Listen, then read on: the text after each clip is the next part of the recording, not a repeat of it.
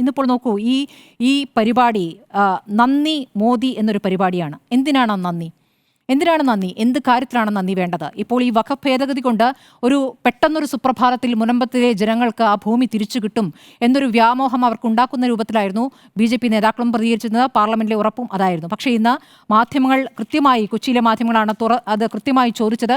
ആ ചോദ്യത്തിന് മന്ത്രി പറഞ്ഞിരിക്കുന്നത് അങ്ങനെ ഒരു പരിഹാരം സാധ്യമല്ല. കാരണം ഇത് ജനം അവിടുത്തെ നിയമ പോരാട്ടം തുടരേണ്ടി വരും എന്നുള്ളത് തന്നെയാണ്. നിയമ വഴിയിലൂടെ മാത്രമേ അതിന് പരിഹാരമുള്ളൂ എന്നുള്ളതാണ്. വഖഫ് ട്രൈബ്യൂണലിന്റെ അധികാരത്തിലും ഒരു ഭേദഗതി വന്നിട്ടുണ്ടല്ലോ. അപ്പോൾ ട്രൈബ്യൂണലിനെതിരെ ഹൈക്കോടതിയെ, സുപ്രീം കോടതിയെ സമീപിക്കാം എന്നുള്ളതാണ്. നിലവിൽ റിട്ട് സാധ്യതയുണ്ട്, അതൊരു അപ്പീൽ സാധ്യതയായി മാറി എന്നുള്ളതാണ് വലിയ ഒരു കാര്യമായി അവതരിപ്പിച്ചുകൊണ്ടിരിക്കുന്നത്.